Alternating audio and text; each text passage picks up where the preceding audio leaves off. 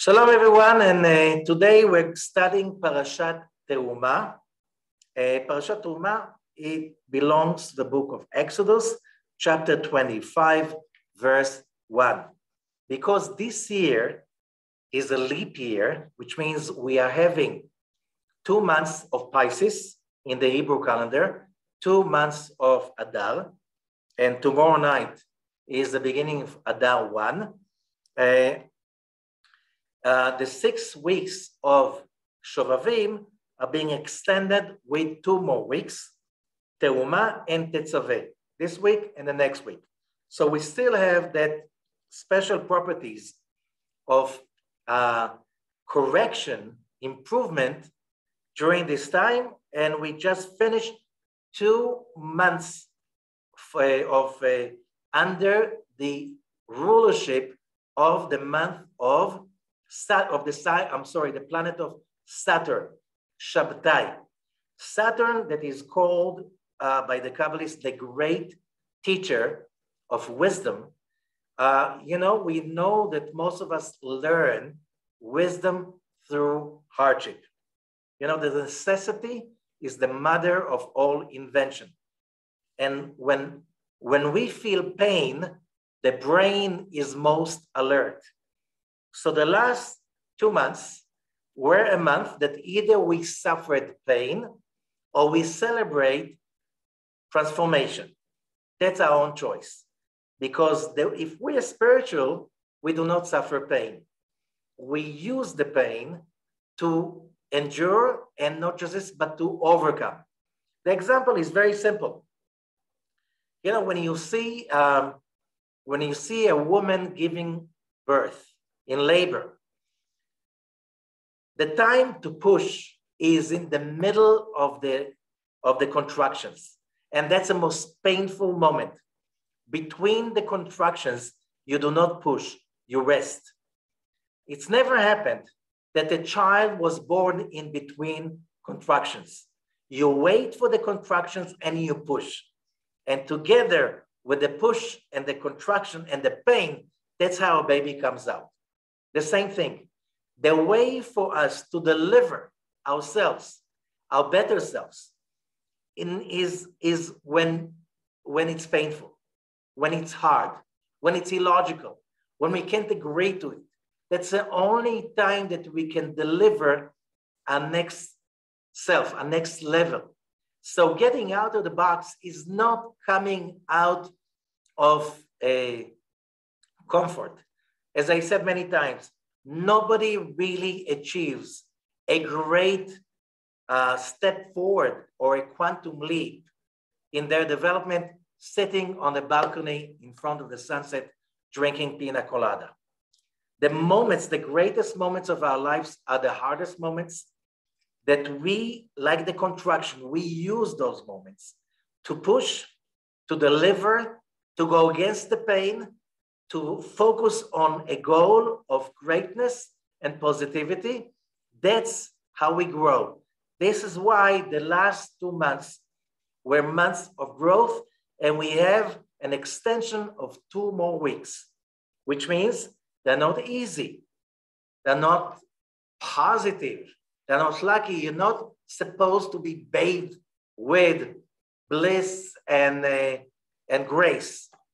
In order to grow, you need to be to feel the need for effort, the need to grow, the need that I can't be like this anymore. This is the way we grow and we deliver our better selves. And that is the story of the Exodus. Here is the Exodus. Here we have the Israelites, which symbolize the powers of the soul, the thoughts of positivity, the potential of every human being, locked in the narrow place, which is called Egypt, that in Hebrew, Mitzray means narrow, a confined place.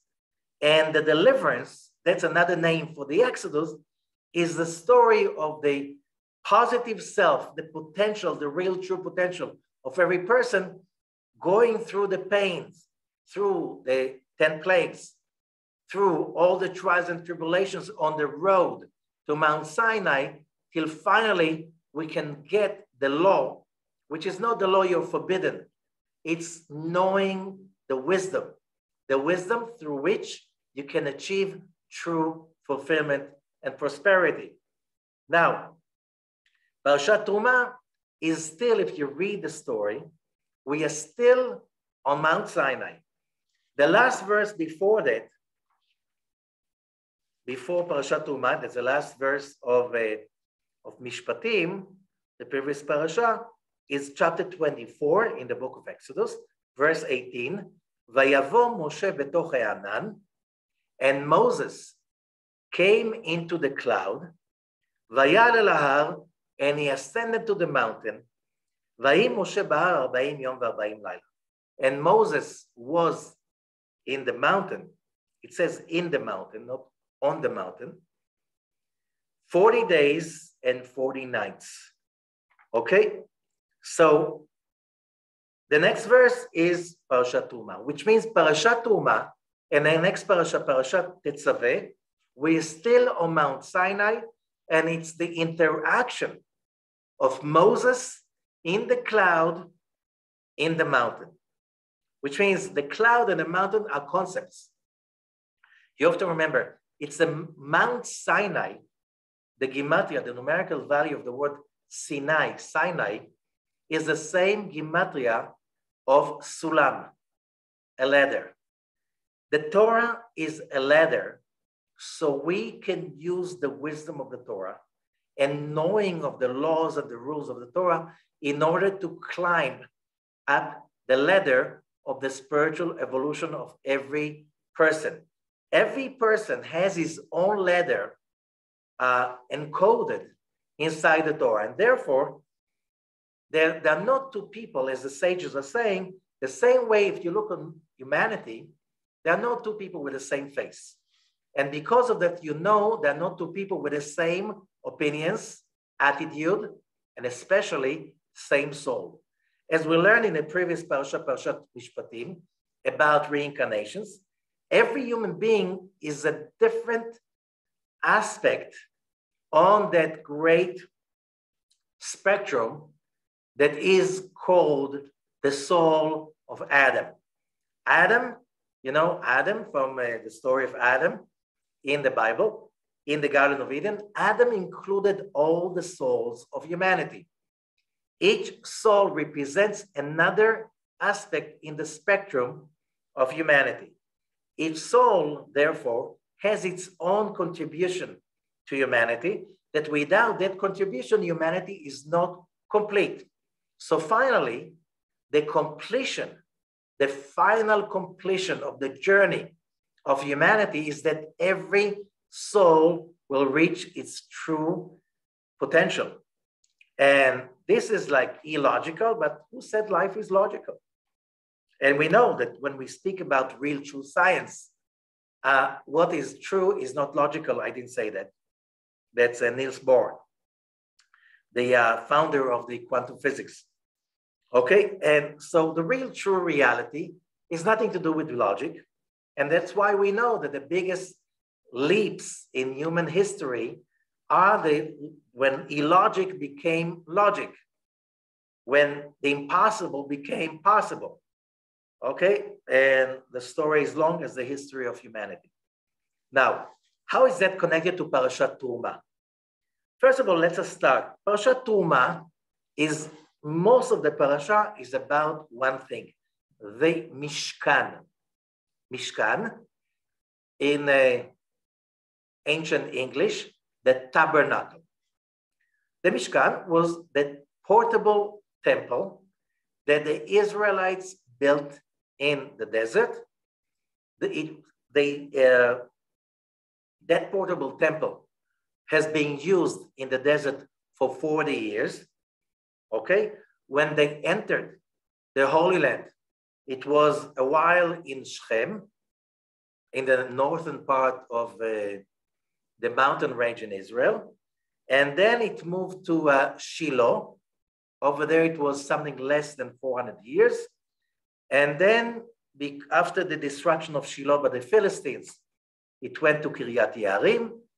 And we can say that 480 years after the Exodus, after building of the Mishkan, King Solomon builds the temple in Jerusalem to replace the Mishkan. So, therefore, we know that when redemption comes, the Messianic age is coming, the temple is going to be rebuilt in Jerusalem for all the nations of humanity, as it says in all the prophecies. And there will never be a time that the Mishkan, the tabernacle that we read about, will be rebuilt. So why do we need to read about the Mishkan every year in Parashat Terumah? What has that to do with our reality? And the answer is, of course, the Mishkan has some very important concepts that we have. Remember, this is the first thing that Moses is getting when he goes into the cloud, which means there's some very powerful messages in the story of the Mishkan, and we will cover a few of them as much time as we have. Okay, so first of all, the name of the parasha. And it says, you find it already in the beginning, chapter 25, verse 2. Daber el bnei Israel, God says to Moses, speak to the children of Israel, v'yikhu li terumah, and they should take for me a donation, contribution. Those words cannot really translate the word terumah. So whoever studies Parashat Terumah, first of all, has to understand that the Mishkan was built, the tabernacle, the portable temple the Israelites built in the temple that served for 480 years, okay? That device was built by the contributions of the Israelites, okay? Where else did they take all the gold and the silver and the copper and the wood, whatever? It was all built from people's contribution. But the most important thing is the word Terumah is still used in the same context in modern Hebrew. But the meaning of the word is, as the Zohar is teaching us, Terumah means Tarum-Hei. Translation, raise the hay. Okay? Some of it migrated into English when you say that you raise donations. Okay? What does it mean raising donations? You collect donations. Some people say collecting donations. Some people say raising donations. But again, like in Hebrew, as in English, you don't think, why using the verb to raise? Why using the verb terumah? The verb is tarom. Tarom means to raise, to elevate. And the understanding is, as the Zohar is teaching us, when we give, when we contribute, when we donate, okay, when we share, we basically raise the hay. What is the hay? The letter hay, as we learned in the parasha of the Exodus, the letter hay symbolize the last letter in the holy name of the Tetragrammaton. The letter hay symbolize our reality. But in an elevated level, our reality, the last hay, is basically the divine presence, the Holy Spirit, as some people call it. It's like whatever is about reality that has the aspect of divinity, which means, and that's a major concept of this parasha, when we give, we think we're doing a favor with the person we give to. And that's not correct. When we give wholeheartedly, we give it real, true compassion and love and feeling of caring, we're basically raising our own reality. Not just this, because we are all connected. When we give with the true consciousness of a mitzvah, not doing a good deed, but a mitzvah. The whole concept of Parashat Terumah is teaching us what does it mean mitzvah. And I'll give you the understanding, the way the Arizal, Rabbi Azakluria, is teaching us. We take the word mitzvah, wrongly translated as a good deed. In Hebrew, a good deed is maaseh tov. So what's a mitzvah? Mitzvah comes from the word letzavet, to team. What does it mean to team? When we make a physical action, while at the same time, we have a consciousness and awareness by doing a physical action, we are moving with that the metaphysical upper reality. Okay? This is the major concept of Parashat Terumah. It's so major that it is like, it's the next thing after Mount Sinai revelation, or an extension of it, because the whole concept of Mount Sinai revelation is not just about, as we learned, do not steal, do not kill. We learn that it's not about stealing and about killing. It's not at all about it. Because in the ancient times, they already had in Egypt or in Mesopotamia or in other cultures, there were also rules of do not steal and do not kill. Okay? And I explained in Parashat Yitro, the difference was that over there, it was in order to create civil order. So people gain fortune, so the government can tax them. That was the thing about not, if people rob you all the time, you have no incentive to accumulate fortune. And because you do not accumulate fortune, then the government stays poor. Okay? So if the government, as a protection system, protects you from robbery, you have an incentive to make money so they can rob you. That's very simple. Okay, now, here, we're talking about something totally else. What the Torah is teaching on Mount Sinai revelation is that in every physical concept, like an item, like a business deal, there is also a metaphysical dimension, which means, how do you know that you are in sync with the metaphysical dimension? When you feel lucky, when you feel that the bliss and good fortune flow through your gains, either money, basic possessions, home, business, and life. When you feel that flow and you feel that fulfillment and achieve a sense of real, true achievement, you know that you are in sync with the spiritual dimension of this universe. And when you're not in sync with the spiritual dimension, it's because you went against the laws of the universe. Stealing means that you're gaining on the expense of somebody else's pain, which means you cannot gain positivity by inflicting pain on somebody else. So that's impossible. The rules are win-win, not win-lose. Only win-win it's really win. If it's a win-lose, it's both sides are suffering and both sides are depleted. Okay? And therefore, you do not steal, not because you're afraid that the head thief, the government will catch you. Okay?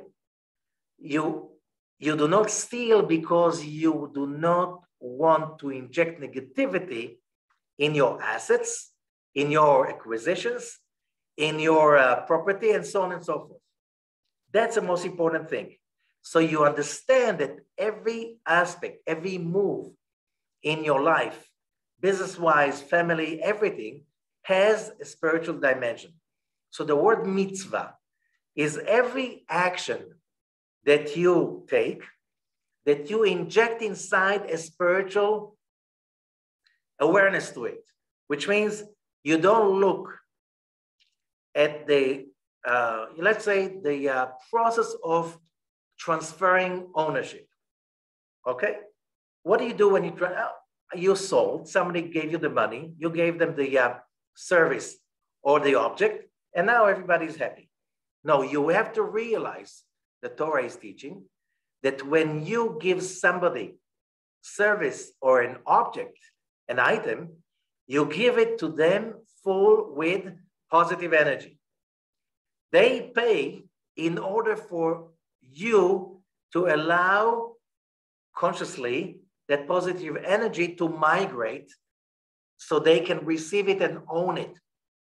No free lunches, okay? So you have to look at everything you do, but in a two-dimensional universe.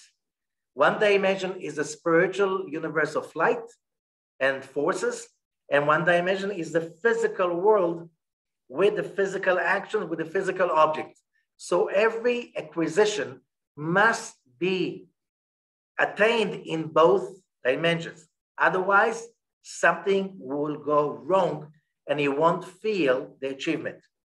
So what about when I contribute, give to, a collective, I give to my community, okay? Now, if I give just because I feel sorry or feel guilt, that's not called a mitzvah, and it's not even called a Terumah.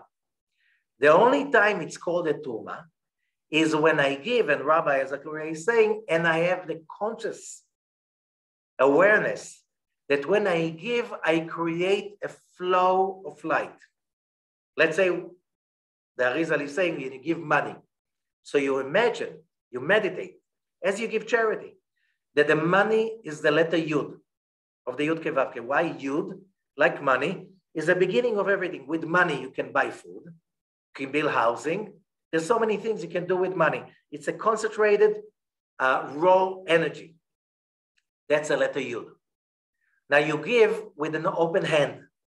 The hand has 5 fingers. That's a letter Hey. Hey is 5.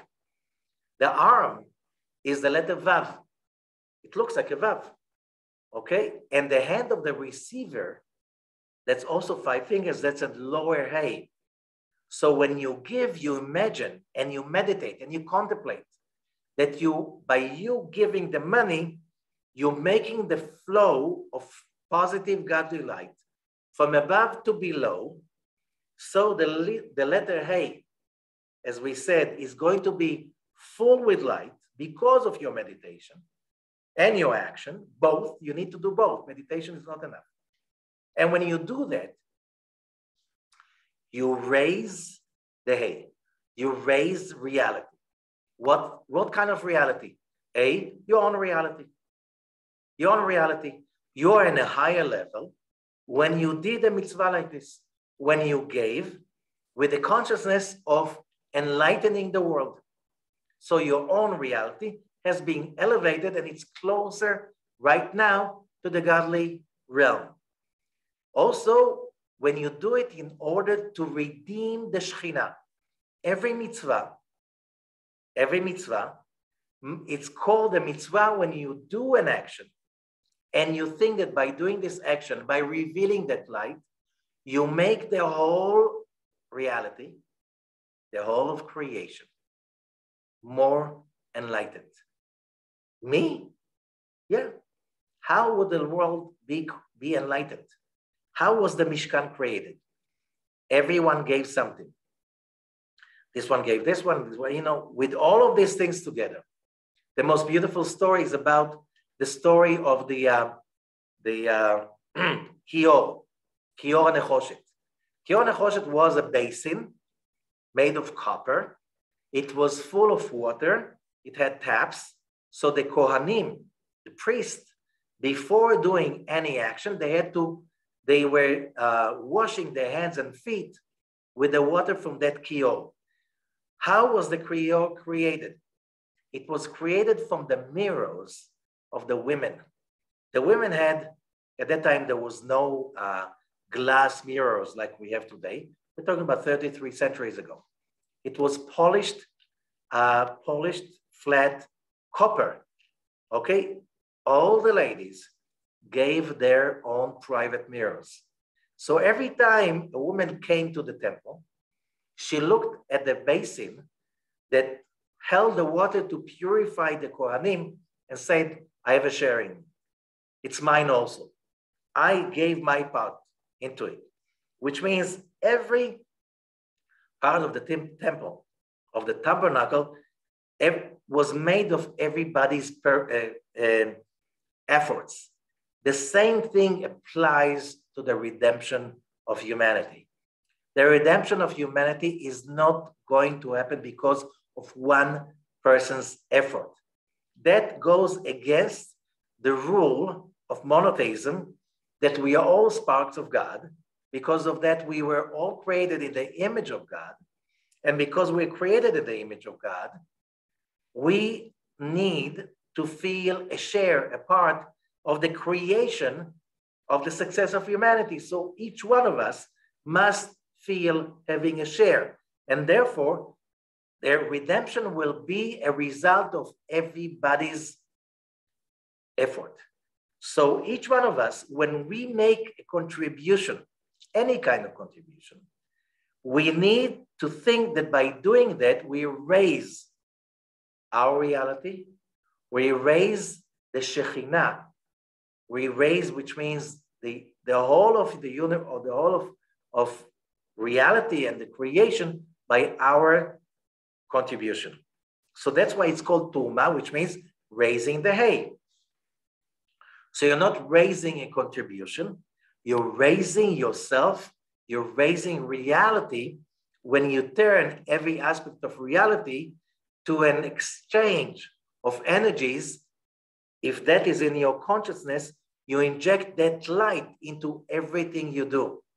And that's the magic wand of a human being. When you inject it into whatever business you do, in whatever home you build, in every action that you are doing, you become this magical person that has the ability to raise reality. So people look at it and say, like, this is something special about what you're doing. What is that you put inside? It's like, when people say, I made this soup and I put inside vegetables and I put inside this and I put inside love. It's not just love. You put inside consciousness, you can inject, and you're supposed to inject consciousness of magical light into everything you do. And by this, you become a miracle maker. That is how every human being can find his calling. That's why this parasha is so important. What is my contribution to the world is when I raise every action by having a magical, positive consciousness and awareness, whatever action that I do, that I inject, that I have the power. That is my magical wand, to inject the light of God in everything that I do.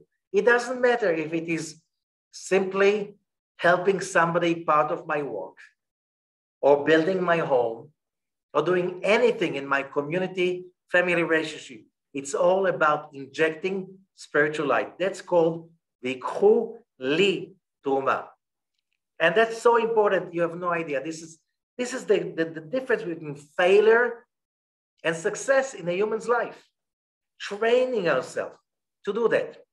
So the Zohar says, Toma is Tarum-Hei, raising the hay, raising reality by this consciousness. How are you going to do that? So the Zohar says it's also, if you look at the word Terumah, you have also the letters of Tarum. There's a letter of Mem. Okay? Tarum-Mem. Tarum-Mem. What is the Mem? 40 days of Mount Sinai that we just read about, that Moses was on the mount. What is that? That's a Torah. How do you raise your reality? How do you raise the Hay? Is by studying the Torah that Moses received on Mount Sinai. Why do you study the Torah? You're studying the Torah in order to learn how to raise the Hay, how to raise the consciousness, how to raise reality, how to lift off every aspect of reality. The Baal Shem Tov used this concept, he called it leachzir davar lishorsho. Human beings have a magical power. The way we look at things, that's the way we make them be. Which means when I look at money, when I look at any possession I have, as just a physical mean for achieving stuff, it becomes physical, devoid of spiritual energy. But when I look at it and connect it to the source of it, what is a fruit? A fruit is a magical being, right? It has inside sparks of light that are packed in a package that is called a fruit. Could be an orange, an apple, grapes, and stuff like this. Doesn't matter. All of them are basically a packaged spiritual sparks. Why they're packaged? So we can elevate them when we eat them. So when I eat the fruit, I'm elevating those sparks. Okay, so that's why it says one of the greatest teachers of Hasidism, I think it was Rabbi Elimelech of Lizhansk, and he said, he saw his student making a blessing over an apple. And he said to him, you know what's the difference between you and me? You make the blessing, so you're not going to be punished by God when you eat the apple without making a blessing. I eat the apple so I can make a blessing and elevate the sparks inside the blessing. So when we realize that every action that we have has a spiritual, magical dimension, and whatever is magical interactions, then what the Baal Shem Tov, the founder of the Hasidic movement, said, I'm returning that thing to its source. Why? I'm connecting the physical branch, the physical object, or whatever action, to the original spiritual tree of life. And it's done first and for all with my consciousness. When I train myself to live like this, how do I do it? By the Torah that was given to Moses in 40 days of Mount Sinai. Okay? So how do you do that? So the continue is, וזאת התרומה שתיקחו מאיתם, and this is the תרומה that you take from them. And it says, Zahav, I'm reading verse 3, and the next few verses are talking about what did they give physically. And it was Zahav, הכסף ונחושת, gold, silver, and copper. תכלת וארגמן ותולעת שני ושש ועזים. The next are very precious kind of cloth. ואורות אלים מאודמים. The next are very precious skins, leather. Then verse 6, oil, and then perfumes for the oil and for the incense, and then precious stones, avnei shoam, avnei miluim, precious stones for the urim v'tumim and so on. And then if you count, you found that 13 different aspects of donations. Gold, silver, and copper, and so on, there are 13 of them. What is 13? 13, we are talking about the 13 attributes. And what are the 13 attributes? First of all, the 13 attributes, they are spiritual forces that when we spoke about God's bliss comes from his divine will. The divine will is the endless light. And the light is coming down, flowing down from the endless light to that level that is called Keter. And in Keter, there are two levels. We spoke about the Mazalah, and Mazalah is based on the number 13. The 13 attributes are like 13 pipes, spiritual pipes, of 13 different flows of precious life force that flows down, okay? They are called the 13 attributes.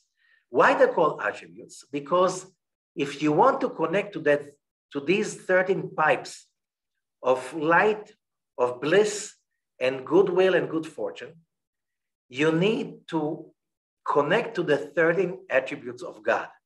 And what are the 13 attributes? You can Google 13 attributes, and we're talking about each one of them is another aspect that we have connected to. And that's why the sages in the Talmud say that, you know, when a person wants to attach himself to God, he feels a very strong religious drive, and he wants to connect to God. And the sages are saying, how can you attach yourself to God? He is consuming fire. He is intense power of energy, and you're nothing. So if you attach yourself to him, it's going to burn you in an instant. Like if you take your phone and connect it directly to the main power station of the city or the county, it's going to evaporate in no time. How can you connect to? So sages are saying you have to connect to his attributes. If he is merciful, you should be merciful, and so on. And these are the names of the 13 attributes. These are the attributes we have to achieve in order to reach, to activate that flow of light that we just spoke about it into everything that we do. You want to have the magical powers and to be able, without a physical one, to be able just with your looking at things and thinking about them, you can elevate an object, a house, a product that you just created, a person that you are talking to. How can you do something like this? If you connect yourself to the 13 attributes of God. You want to know how to do that? The best book that was ever written about it, it's called Tomer Devorah, Deborah's Palm, and it's written by the Ramak, Rabbi Moses Cordovero. I'm sure you can find it in English translation. And it explains exactly in that book what kind of behavior we have to adjust ourselves to in order to connect to each one. It's a very short book. It's basically a chapter in his bigger book, okay? But it's called Tomer Devorah. That chapter is called Tomer Devorah, and it's published by itself in many publications. You should Google it, but it speaks about all of these 13 attributes. Literally, you have to attain yourself, train yourself to be such a person in order to get connected to God. And the more loving, compassionate, passionate, and giving you become, the more magic you'll have just by your looking at things and making them more divine just looking at them, and especially touching them and using them in your everyday life. So these are the 13 attributes we're talking about, because as we said before, we are never going to build the tabernacle, the Mishkan, all over again. So why do we have to read it? So the Zohar says some amazing magical words about it. So let us, because it says in the end of these 13 attributes, verse 8, it says, V'asu li mikdash. That's one of the most famous verses in the whole Torah. And they should make me a temple, v'shachanti betocham, and I will dwell within them. Grammatically, it's wrong. Should be, they will make me a temple, and I will dwell in it. No, it says they will make me a temple, and that's how I will dwell in them. Because when we create our lives, doesn't matter what it is, our business, community life, family life, relationship, our home, the most random stuff that we do every day, when we give them the attention as we are building a temple in every aspect of what we do, that's when God dwells in our actions, in our midst. That is basically the rule. Because if you do that, that's the only way you can find fulfillment, by building a business, building a career, building a home. It's all about that. That's one of the biggest secrets of all what is life about. Okay, so let's go back to the Zohar. I promised the secret to you.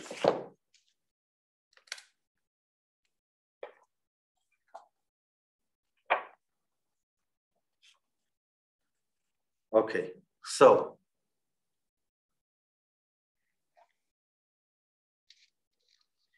I'm going to the Zohar, Parashat Terumah, Perush HaSulam of Rabbi Ashlag, verse 414. K'tiv Vayomer Elohim yehi or vayor. It says in the beginning, Genesis, and God said, let there be light, and there was light. Amar Rabbi Yossi, ההוא אור התגניז ויהיו את זמן לגבי צדיקיה לעלמא דעתי.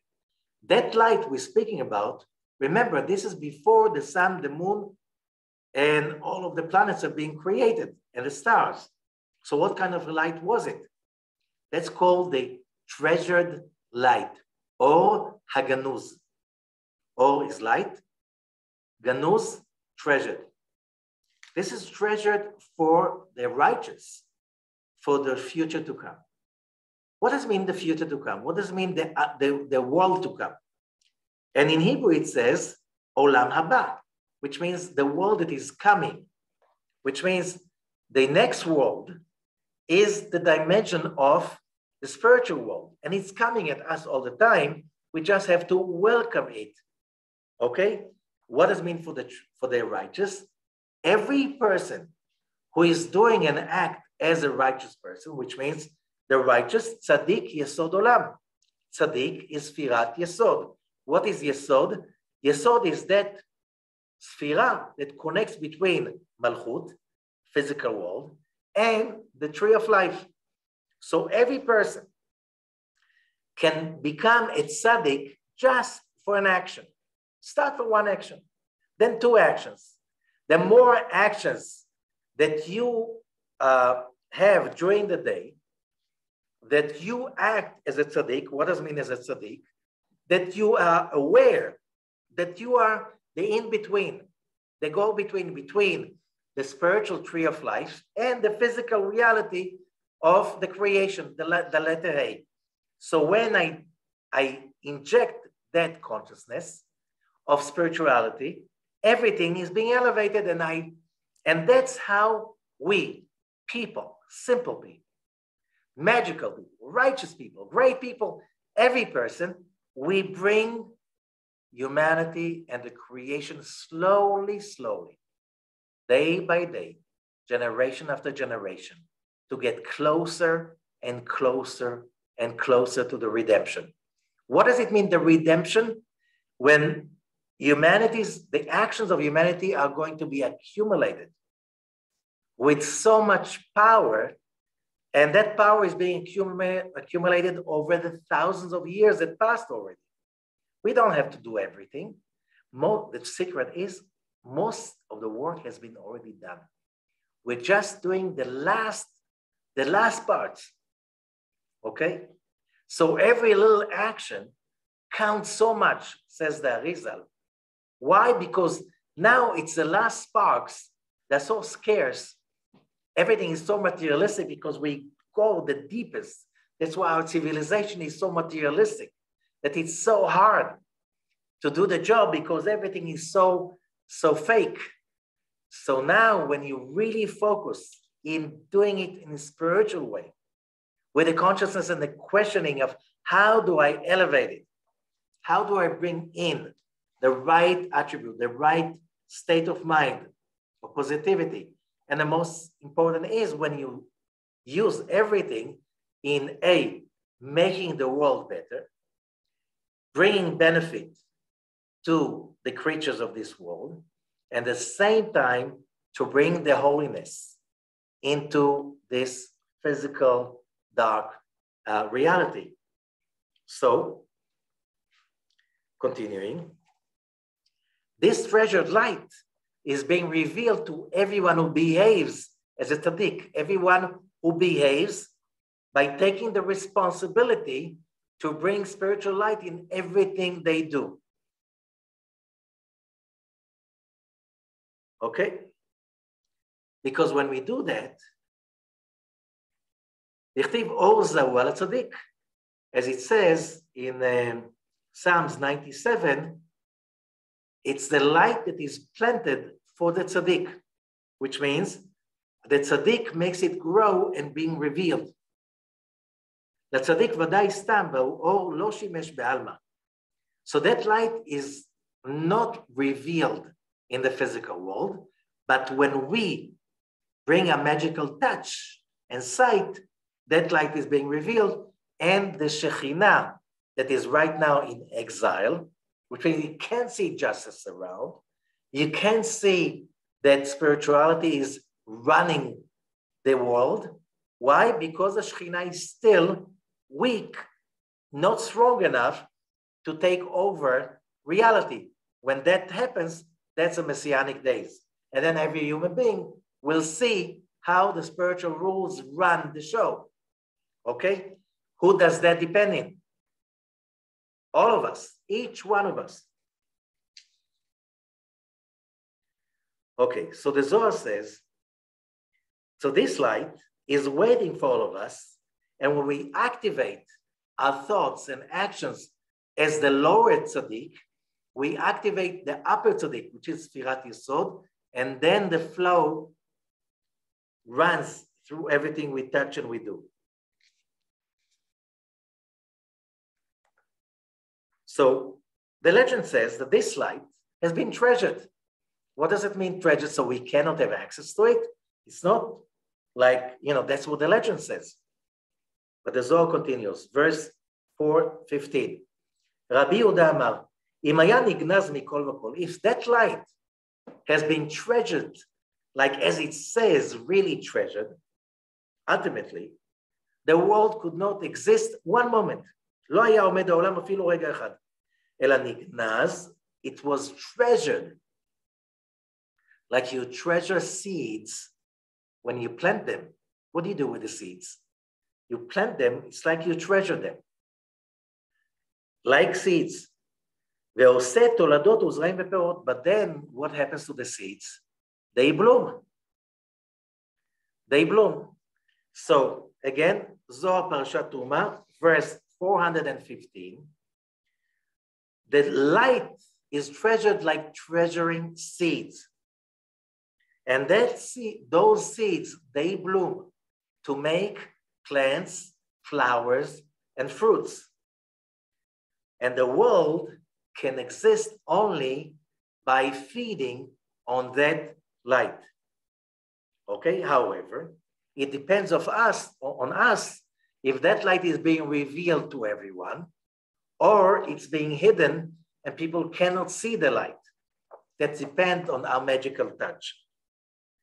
And there's no day, there's the day that light is not being revealed to the world. The question is, can people see that light being revealed consciously?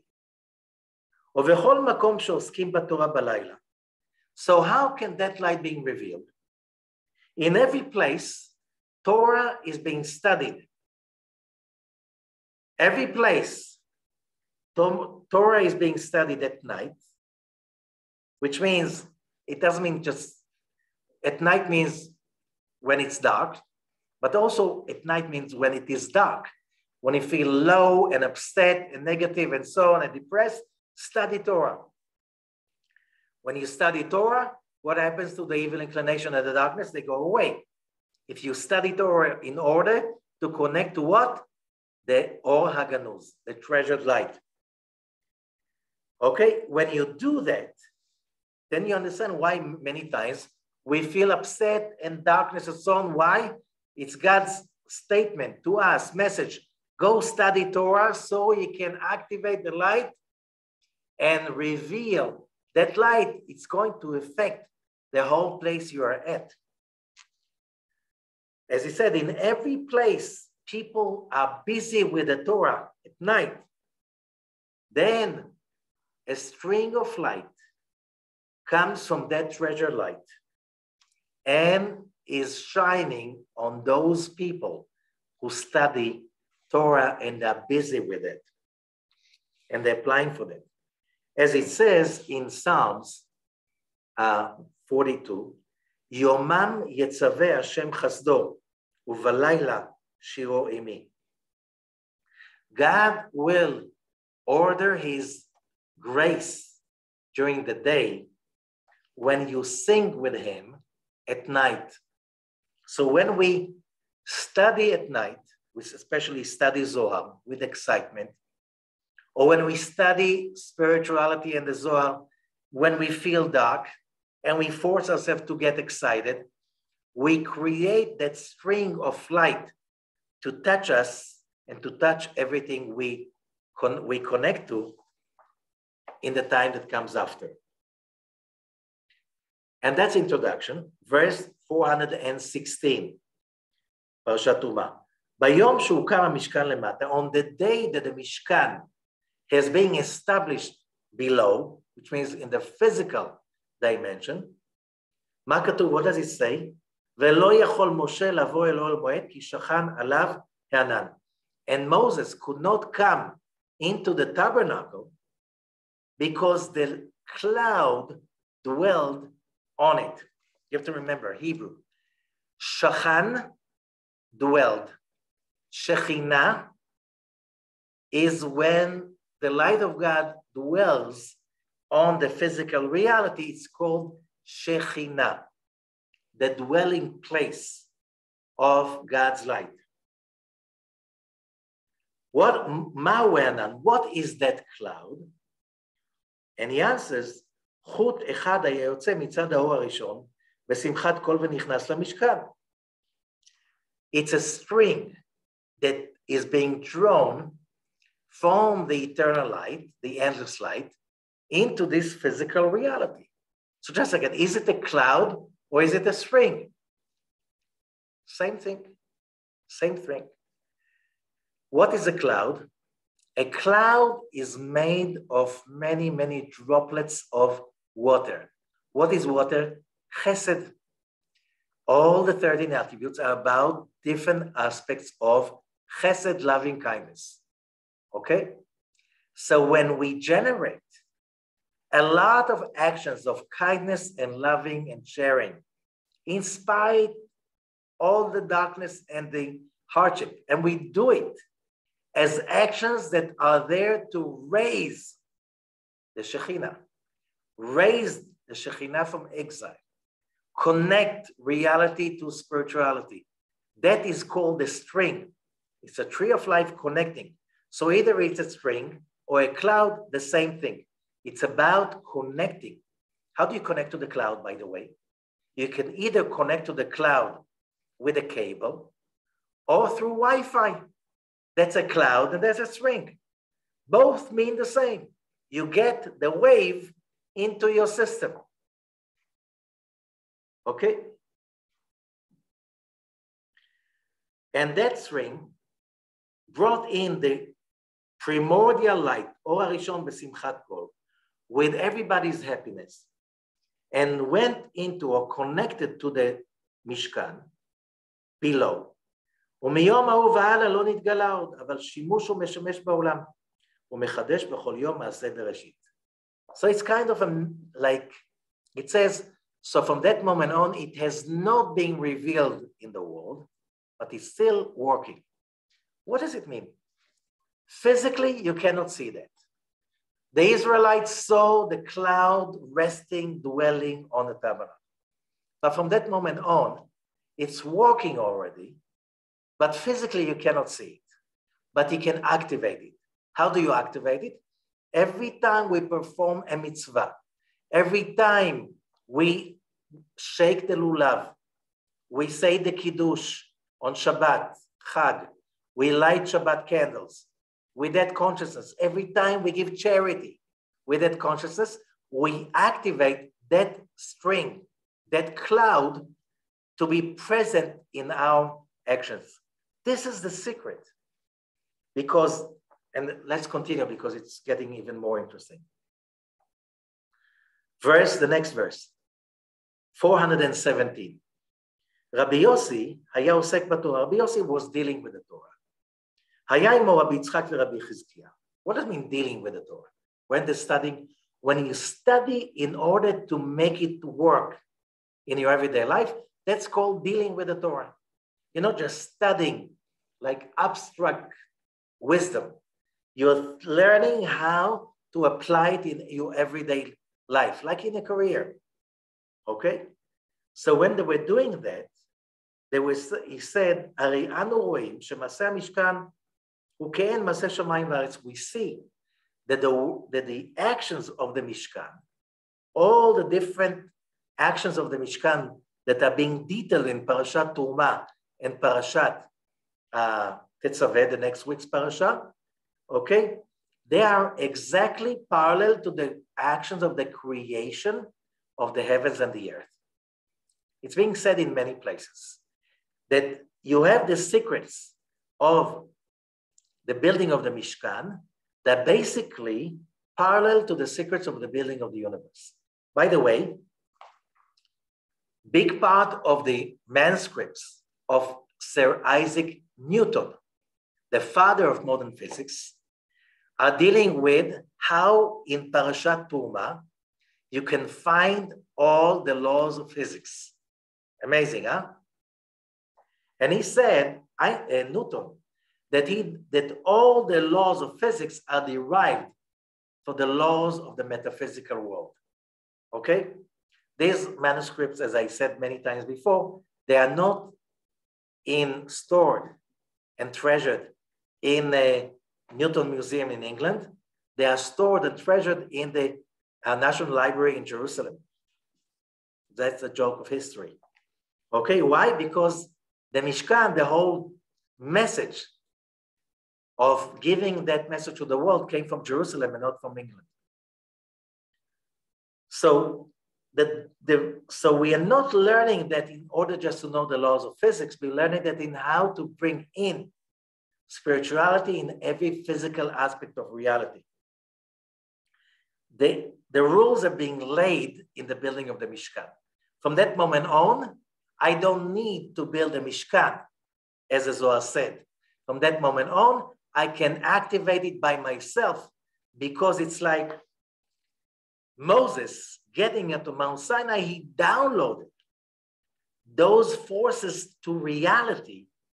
Our world as humans, our job is basically just to activate what has been downloaded already in our reality.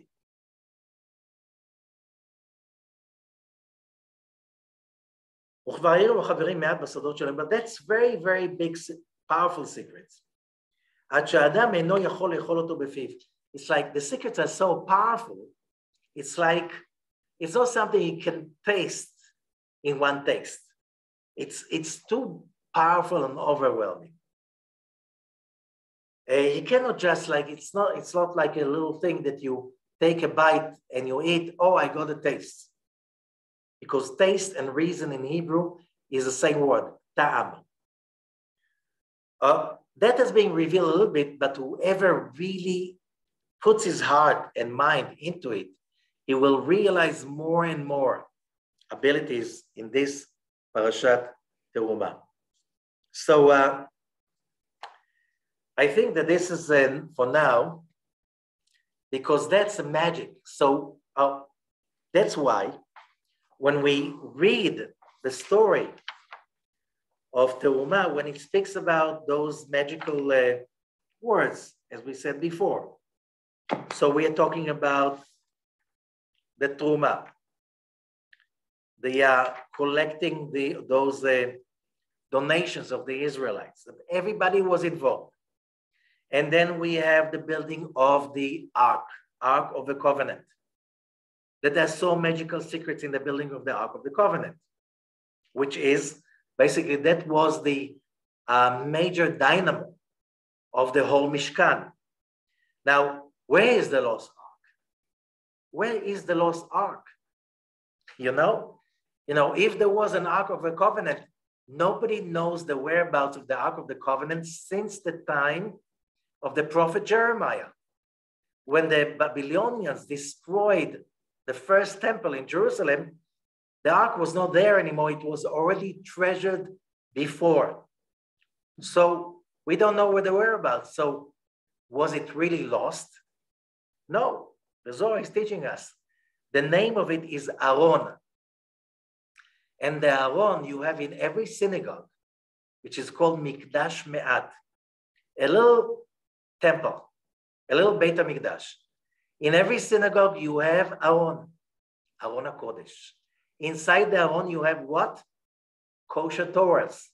The Torahs that were written exactly the way Moses wrote the 13 original Torahs 33 centuries ago. Okay, so